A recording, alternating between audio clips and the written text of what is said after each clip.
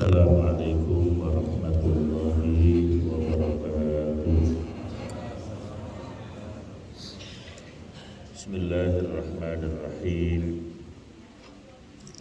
Alhamdulillahilladzi anzala as-sakinata fi qulubil mu'minin liyazdadu imanan ma'a imanihim.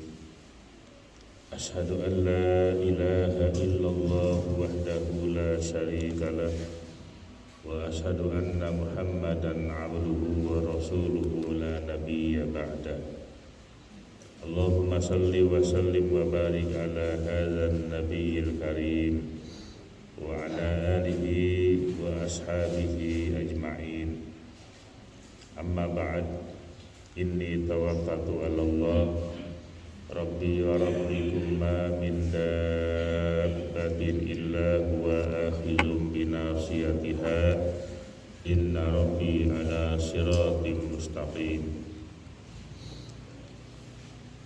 Hadratil muhtaramin jamaah subuh Masjid Miftahul Huda yang dimuliakan Allah, Ketua Dewan Masjid Indonesia Kota Jakarta Utara Dr. Andes Suwardi beserta segenap pimpinan daerah cabangnya hadir juga ya, segenap panitia pembangunan dan pengurus Masjid Miftahul Huda yang dimuliakan Allah, kaum muslimin dan muslimat. Alhamdulillah, kita panjatkan puji dan syukur kehadrat Allah Subhanahu wa ta'ala. Pada subuh ini kita bisa hadir. Aktivitas kita pada hari ini kita awali dengan sholat subuh berjamaah. Awal yang baik kehidupan kita di hari ini, Ahad tanggal 12 September 2021. Buat saya dan masyarakat Jakarta Utara, masyarakat Tanjung Priuk tidak pernah lupa dengan tanggal ini. 12 September 1984 ada peristiwa yang amat sangat luar biasa yang sempat mendunia, peristiwa Tanjung Priuk. Ini berapa tahun yang lalu ya? Tahun 84, sekarang 2021, 17 tahun lebih. 37 tahun yang silam. Dulu saya masih bujangan, saya ingatnya. Sekarang anak saya ada 2, cucu udah 4. Ini sejarah lama, sejarah yang kelam, dan ini jadi pelajaran buat kita semua, bil khusus umat Islam yang berada di Jakarta Utara. Mari kita galang persatuan dan kesatuan, dan menggalang persatuan dan kesatuan, membangun ukhuwah itu di masjid.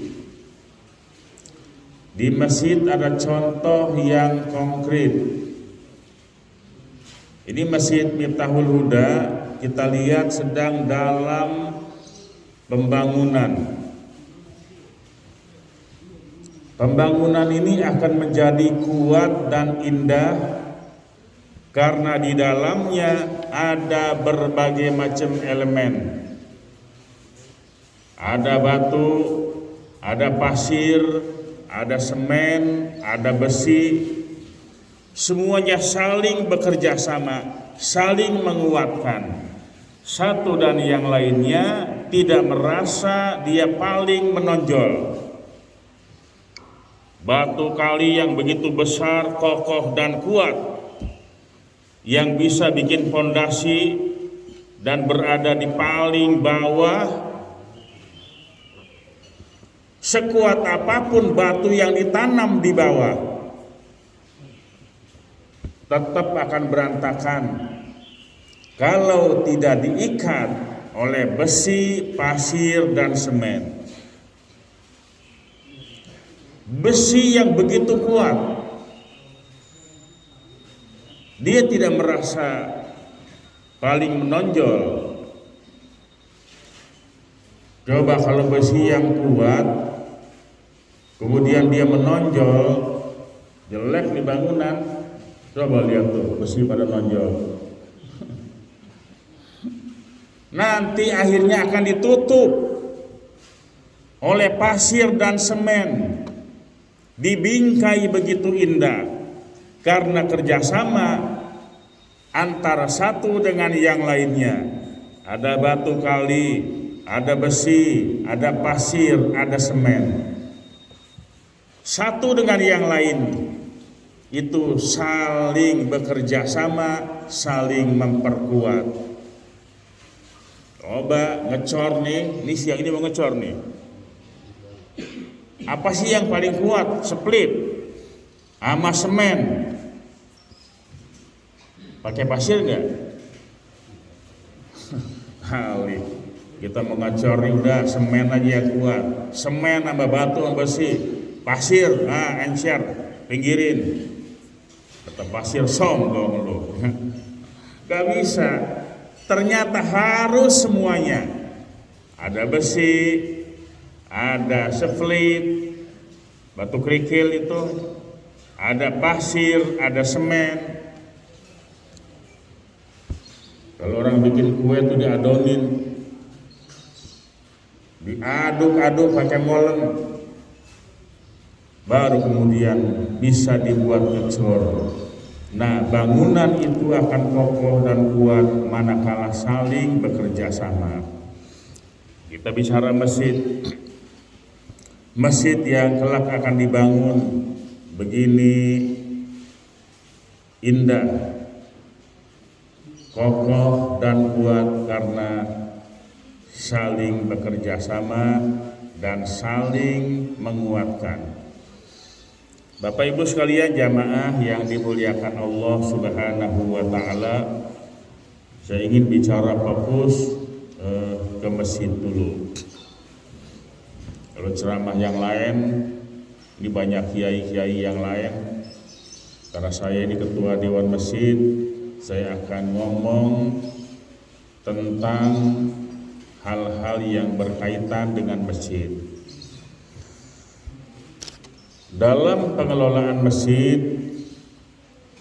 bukan hanya idarah, imarah, dan riayah saja. Idarah adalah manajemen masjid, organisasi. Dalam mengelola masjid, tentang idarah bukan hanya sekedar surat menyurat. Bagaimana surat masuk, bagaimana surat keluar, itu soal biasa, sudah paham. Ya, tentang surat menyurat, bagaimana cara membuat surat, bagaimana membuat database dan lain sebagainya. Tetapi yuk kita manage. Dari mulai memanage majamaah sampai memanage sendal jepit. Kalau Imam Syafi'i itu mengisyaratkan syaratnya membangun masjid itu harus sudah punya modal 40 jamaah. Angka 40 ini harus mukimin, orang yang sudah balik, bukan tamu atau orang yang datang dari jauh numpang sholat di masjid. Nah, artinya apa? Kita sudah harus memulai mendata jamaah. Saya keliling, ada nggak sih data jamaah? Pak, masjid mah normatif, siapa aja yang datang. Betul. masjid ini siapapun yang datang dari manapun dia, asal dia Islam, silakan masuk masjid, nggak pakai pendaftaran. Itu betul. Tetapi minimal pengurus masjid itu punya data jamaah yang 40 orang. Ini modal dasar. Tetangga terdekat ini sudah didata, bukan absen ya. Tiap ke masjid absen, kalau ada honornya absen. Didata jamaah itu dari 40, kemudian nanti akan kelihatan, oh ternyata jamaah kita ini ada pengusaha, jamaah kita ini ada direktur, jamaah kita ini ada tukang cendol, ada tukang bubur, jamaah kita ini ada pegawai negeri, ada karyawan swasta. Oh ternyata di masjid itu lengkap. Berbagai macam profesi jamaah itu ada di masjid. Makanya masjid itu dari presiden sampai RT masuk masjid. Dari jenderal bintang 4 sampai hansip yang tidak punya bintang masuk masjid. Dari pejabat tinggi sampai pejabat yang paling rendah, orang yang paling kaya sampai orang yang paling papa masuk masjid. Maka masjid adalah tempat berkumpulnya semua kalangan, berbagai macam profesi, berbagai macam organisasi, berbagai macam politik masuk masjid. Nah, ini kekuatan yang dahsyat dan sangat luar biasa. Jamaahnya dimanage. Yuk nanti kita mulai mendata jamaah, minimal ada 40. Ini tujuannya adalah supaya kita tahu. Dari situlah kemudian kita bisa lihat potensi yang begitu besar bisa diberdayakan di masjid. Itu idarah. Yang kedua imarah. Imarah itu adalah kemakmuran masjid. Masjid itu makmur bukan hanya dengan sholat berjamaah, dimakmurkan oleh pengajian, kegiatan-kegiatan remaja. Ini semuanya bermuara dari masjid. Masjidnya makmur, lingkungan masjidnya pun harus makmur. Makanya di Dewan Masjid Indonesia itu memakmurkan dan dimakmurkan masjid. Masjidnya makmur, lingkungan masjidnya pun harus makmur. Pedagang-pedagang yang ada di sekitar masjid itu insya Allah akan jadi makmur. Di dekat masjid ada yang jualan nasi uduk, ada yang jualan lontong, ada yang jualan somai. Ini bagian dari memakmurkan masjid. Coba kalau siang-siang misalnya Kang Somai numpang sholat zuhur di Masjid Miftahul Huda, itu tamu. Dia rumahnya jauh, karena dia dagang keliling, mampir di masjid sholat zuhur. Selesai sholat zuhur, insya Allah dagangannya habis, dibeli. Jika Kang Somanya pintar, jamaah sekalian, saya mau sholat zuhur. Barang siapa yang mau beli, ambil sendiri, layanin sendiri, cuci piring sendiri. Memakmurkan dan dimakmurkan masjid.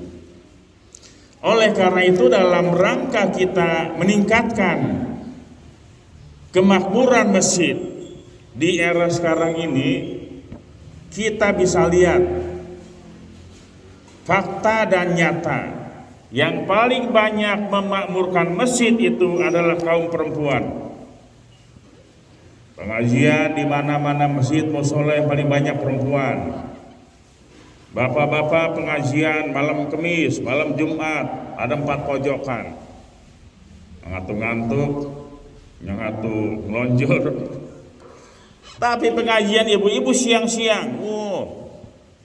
Jadi sekarang ini kita jujur bicara, lebih banyak kaum perempuan beraktivitas di masjid. Ya Bu ya. Bisa 3 kali seminggu dia ngaji di masjid. Yang zuhur lain, yang malam lain. Oleh karena itu, saya berharap ke depan itu perempuan harus diajak di kepengurusan masjid. Semalam saya ngelantik pengurus masjid Pak Luardi Al-Hidayah, Kelurahan Sukabumi Selatan, Kebonjeruk, Jakarta Barat. Ketua DMI-nya Jakarta Barat nugasin saya lagi ke Ciamas. Ketua cabangnya Haji Dahlan, tetangganya meninggal, tapi datang ada 40 orang pengurusnya, lelaki semua. Padahal yang hadir perempuan banyak tuh, muda-muda, ambil ya. Wakil bendahara kayak apa kayak. Dan kata perempuan dalam hatinya, gua nggak dicolek-colek nih. Pengen dicolek dia sebetulnya. Masukin di kepengurusan, membidangi majelis taklim pemberdayaan kaum perempuan. Ini kalau belum ada nih masukin nih ya. Kepengurusan masjid, perempuan membidangi pengajian, membidangi majelis taklim, membidangi aktivitas kaum perempuan. Ini mesti ditangani oleh perempuan. Kalau ditangani oleh ketua masjid kan gak enak ya, apalagi dia single. Ayo berdayakan perempuan. Ibu ya, aktif jadi pengurus masjid. Di dewan masjid juga ada perempuannya. Dari mulai pusat, ketua, salah satunya ada wakil ketua perempuan, Bu Maria Ulfa. Di Dewan Masjid DKI ada wakil ketua perempuan, ya, ada Bu Nur Aini. Di utara juga ada perempuan. Jadi perempuan ini harus sekarang diikut sertakan dalam rangka memakmurkan masjid. Termasuk anak-anak muda, ada remaja masjid. Yuk hidupkan remaja masjid. Kalau di Dewan Masjid Indonesia ada yang namanya PRIMA, Perhimpunan Remaja Islam Masjid. Dewan Masjid Indonesia. Ada remaja, ada anak-anak. Ini anak-anak nih ya. Dewan Masjid Indonesia itu tengah menggalakkan yang namanya Semarak, 1 juta masjid ramah anak. Bukan hanya masjid ramah lingkungan, tetapi masjid ramah anak. Jangan lagi ada anak-anak kecil yang disuruh pulang ketika sudah masuk masjid. Ada masjid, begitu MC-nya mengumumkan anak-anak kecil berisik, tolong anak-anak kecil yang pada berisik pulang. Tuh bocah pulang, oi suruh pulang. Jangan, nggak boleh ya. Atau masjidnya 2 lantai. Tolong anak-anak kecil jangan sop depan. Anak-anak kecil ngumpul di atas. Woi asik, semuanya di atas. Dikumpulin jadi satu tuh bocah, asik. Yang main tonjok-tonjokan, yang main karet, yang lonjor, yang tiduran, tambah berisik. Ini yang keliru siapa? Bukan anak kecil yang salah. Yang salah Pengurus masjid memanage anak kecil begitu, dikumpulin jadi satu dia girang, asik kita bebas. Nah di manage anak-anak itu diseling, nih kayak begini nih kan, ada bapaknya, anak ke sebelah bakal ngobrol dia diem. Itu manajemen yang bagus. Yuk, bapaknya sop depan, sholatnya, tolong pak, anak kecilnya ditaruh di belakang. Salah lagi. Mau anak kecil, mau siapa, dia datang duluan, taruh di depan. Kecuali satu bakal khotib sama imam, itu udah di booking itu ya. Selebihnya bebas. Mau pejabat tinggi kalau belakangan belakang. Ya, biasanya di tempatin di situ. Ada yang pinter kalau terawih. Biasanya ibu-ibu. Ini zaman kemarin dibatasin ibadah, bis maghrib di booking tempat tuh, sejadah mau kena di situ. Atau ada juga sholat Jumat itu ada joki sholat Jumat. Ini kok udah dipenuhin shop depan, dia nongkrong situ. Pak ini kosong, maaf pak ada orangnya belakang. Dan dia gelarin terus dijaga. Shop di depan, 2 baris udah digelarin sama dia. Pak, maaf pak, ini ada orangnya. Itu ada sejadahnya. Gak berani orang nempatin. Mana orangnya? Itu lagi ke WC. Dan belum datang. Maka begitu dia datang aman dia paling depan. Kenapa? Udah ada sejadah di situ. Ada aja begitu ya. Lumayan gocap-gocap. Nah, jamaah sekalian yang berbahagia, yuk anak kecil ya. Kenapa? Anak-anak itu adalah generasi kita, calon pengurus yang akan datang. Kalau anak-anaknya kita biarkan begitu, apalagi anak-anaknya suruh pulang, habis generasi kita. Makanya demen nih, kalau pengajian ada anak kecil kayak begini nih, ya seneng kita. Biarpun dia tidur, dia biarin aja, ya jangan suruh pulang. Terus tong ya ke masjid tiap subuh. Bapaknya mana? Ada nggak? Nggak apa-apa ya. Tong, bapak lu mana? Si tidur pak di rumah. Bagus. Anaknya di masjid, bapaknya masih molor. Perwakilan bapaknya ya. Alhamdulillah ya. Kita mesti bangga dengan kehadiran anak-anak. Jangan bilang, ini pengajian bapak-bapak tahu. Ini pengajian emak-emak tahu. Mau bapak-bapak, mau emak-emak, kata anak kecil, gua hadir. Syukur dapat nasi uduk. Temannya begitu kan. Gak apa-apa. Lu mau datang karena ada nasi uduk, gak apa-apa ya. Mau datang karena lontong, karena nasi uduk, karena kue, gak apa-apa. Biarin dia betah. Lama-lama bukan ngarepin nasi uduk, malah dibawa nasi uduk kemari. Yuk dakwah harus begitu. Nah, imarah memakmurkan masjid. Baru riayah. Riayah ini pemeliharaan. Pemeliharaan bukan hanya merawat gedung masjid, tetapi seluruh aset masjid itu dirawat dengan baik. Dari mana mulainya? Ini tanah bisa dibangun masjid. Apakah hadiah? Apa tanahnya hibah? Apa wakaf? Ini jelas. Kalau tanah wakaf, ada ikrar wakaf. Begitu orang itu mewakafkan tanah, kemudian dibuatkan akta ikrar wakaf di kantor urusan agama, namanya AIW, akta ikrar wakaf. Kalau wakifnya sudah meninggal dunia, namanya APAIW, akta pengganti akta ikrar wakaf. Dulu langsung ke BPN, kalau sekarang Setelah dari situ ke BWI ya, Pak Suwari. Ini kebetulan Pak Suwari ini juga di BWI, Badan Wakaf Indonesia Jakarta Utara. Terus didaftarkan. Jadi tanah ini resmi.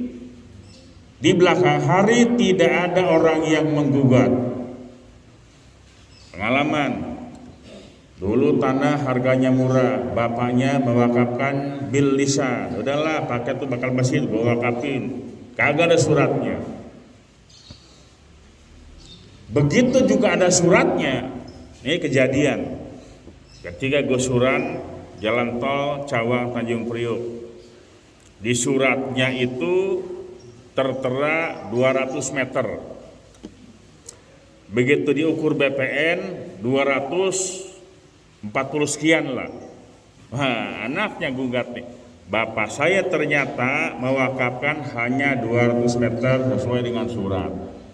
Kenyataan di lapangan diukur BPN 240. Berarti yang 40 milik saya, ahli warisnya. Ribut sampai ke polsek. Tapi hari kita bela masjid.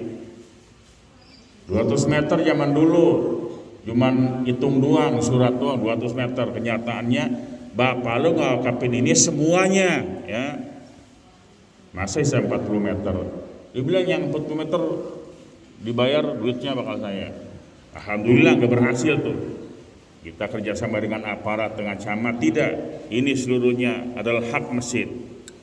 Nah jangan sampai terulang seperti itu di mana-mana. Karena harga tanah ini mahal, ada sisanya diambil ahli waris, diambil ahli keluarga wakil. Aset masjid ini harus betul-betul diamankan dan termasuk di dalamnya memelihara masjid itu. Jangan sampai tamu yang datang dari luar begitu dia kebelet pipis mencari toilet itu bukan dengan mata. Dengan apa dia cari? Dengan hidung. Cari toilet bukan dengan mata. Kalau pakai mata kelamaan. Begitu dia ke masjid, lu mau cari toilet, gak usah pakai mata, gak usah nanya, indusan ke hidung. Begitu diindus, belah sono no. Baunya dari sono. Ya. Nah, jadi di Indonesia pakai hidung, bukan pakai mata, dilihat. Nah, ini harus terawat dengan baik. Ini mumpung lagi dipugar semua nih, yuk bagaimana di-manage bangunan yang indah, kemudian ditata sedemikian rupa, tempat orang bersuci, tempat orang buang kotoran, ini harus rapi. Mana tempat wudhu laki-laki, mana tempat wudhu perempuan. Bapak Ibu sekalian jamaah yang dimuliakan Allah Subhanahu wa taala. Nah, di era pandemi ini yang tadi sampaikan, sendal jepit pun harus di-manage. Bagaimana merawat gedung masjid, merawat sajadah dan karpet masjid, termasuk merawat sendal jepit masjid. Masjid siapin sendal jepit. Dan hilang dulu, siapin baktiak. Kalau baktiak mah insya Allah gak hilang dah. Dulu zaman dulu kita kecil di musola pakainya baktiak. Alhamdulillah gak ada yang dibawa pulang itu. Kalau dia bawa pulang tahun baktiak masih itu bawa. Kita dikasih merek aja sendal nih, merek masjid masih hilang juga. Udah dikasih baca tuh. Sendal masjid kan ada tuh Ustadz ya, tetap aja hilang juga. Nah, digembok, ilok ya, sendal digembok. Pakai sendal yang paling bagus, hilang. Nah, ternyata memang sendal jepit pun harus di-manage. Contoh Masjidil Haram, Masjid Nabawi. Jamaah ingetin bawa plastik dari rumah, masukin sendalnya di plastik, aman. Kenapa? Pulangnya gak terjadi kerumunan. Atau ada tempat penitipan sendal, kasih dia kupon. kasih kotak. Ntar kalau bayar masukin kotak. Kalau bayar masukin kantong rame-rame nanti pokoknya sendal jepit urusan gua. Gue yang nungguin. Lumayan ada 200 pasang. Kali 2.000 udah berapa itu? Masukin kotak. Itu salah satu diantaranya bagaimana kita memanage sendal. Jamaah sekalian yang dimuliakan Allah Subhanahu wa taala, oleh karena itu mari bersama-sama kita laksanakan idarah, imarah, riayah. Kemudian fungsi masjid. Masjid adalah fungsi ubudiyah, ada fungsi tarbiyah, ada fungsi ijtimaiyah. Fungsi ubudiyah, masjid adalah tempat orang melaksanakan ibadah, baik ibadah mahdoh maupun ibadah ghair mahdoh. Ada sholat 5 waktu, ada sholat sunnah, dan bukan hanya sholat ibadah itu, seluruh aktivitas dan kegiatan kita di masjid itu semua punya nilai ibadah. Ini pagi ini nih kata Pak Haji Andi, kita mau ibadah lewat apa? Ngecor, dikerahkan. Yuk siapa yang pengen dapat pahala, kenang-kenangan yang abadi nih. Ini yang ngecor ini dulu saya, biarpun cuma nenteng ember 2 kali, tapi dia punya jasa. Ini luar biasa kan. Maka barang siapa yang tidak ikut andil, dia rugi ya. Nanti pengecoran ini ada tenaga kita. Syukur-syukur ada keringat yang netes di situ. Nih keringat gua netes di mari nih, tempat ngecor. Sampai kita mati, keringatnya masih tetap ada di situ. Ini untung nih. Bersyukur banget tadi Pak Andi Yusuf mengumumkan ada pengecoran. Ini luar biasa. Yuk berbondong-bondong. Saya kira orang yang tidak diajak dia akan marah. Lu ngecor nggak ngajak-ngajak gua ya. Nah, udah diumumin nih, biar pada ngikut. Dia nggak minta bayaran malah, tenaga sukarela, relawan ngecor. Di samping tenaga, bantuin ngecor, insya Allah duitnya juga dia keluarin. Fungsi ubudiyah, ibadah kita di masjid. Fungsi tarbiyah, di masjid ada pendidikan. Dari pendidikan anak-anak, remaja, dewasa, lengkap di masjid. Mana ada tempat itu selengkap di masjid. Di masjid ada pengajian anak-anak kecil, taman pendidikan Al-Quran. Kayak zaman kita dulu ngaji di musola, ngaji di masjid, pakai metode Baghdadiyah, alif bata terus sampai a i u ba bi bu. Itu metode Baghdadiyah. Sekarang lebih gampang lagi, banyak metode-metode yang berkembang. Di masjid kita bisa belajar. Remaja yang belum bisa baca Quran bisa belajar di masjid. Maka masjid ini sebetulnya multifungsi di dalam pembinaan umat. Dari anak kecil sampai orang yang paling tua itu masuk masjid. Tarbiyahnya jalan. Kemudian yang ketiga fungsi ijtimaiyah, sosial kemasyarakatan. Di awal saya sudah sampaikan tadi, fungsi kemasyarakatan. Di masjid itu berbagai macam profesi ada. Dan harus juga masjid itu bisa memberikan solusi. Saya pengen contoh begini. Di depan masjid ada orang yang suaminya meninggal karena COVID. Kalau orang perempuan suaminya meninggal, namanya apa? Lupa saya. Seorang perempuan, Ustaz, punya anak 3, terus suaminya meninggal, namanya apa? Janda ya? Udah tahu saya, Ustaz. Jadi kalau perempuan punya anak 3, suami meninggal, kata Ustaz, ya enggak. Awas, takutlah kepada janda. Kata Nabi ini, bukan kata saya. Ittaqil la'ana, ini takutlah kepada dua laknat. Mau diancam kita. Al-mar'atul armalah was-sabiyul yatim. Takutlah kamu kepada dua laknatan Allah. Apa? Al-mar'atul armalah, satu kepada perempuan janda. Sudah disebut tadi armalah, ya bahasa Arabnya armalah, kalau bahasa kitanya janda. Karena suka sensi aja udah bilang janda, ada aja yang sensi ya. Nggak apa-apa emang janda ya, armalah. Yang kedua wasabiyul yatim, anak-anak yatim. Nih bapak-bapak sekalian dan ibu harus takut terhadap dua laknatan.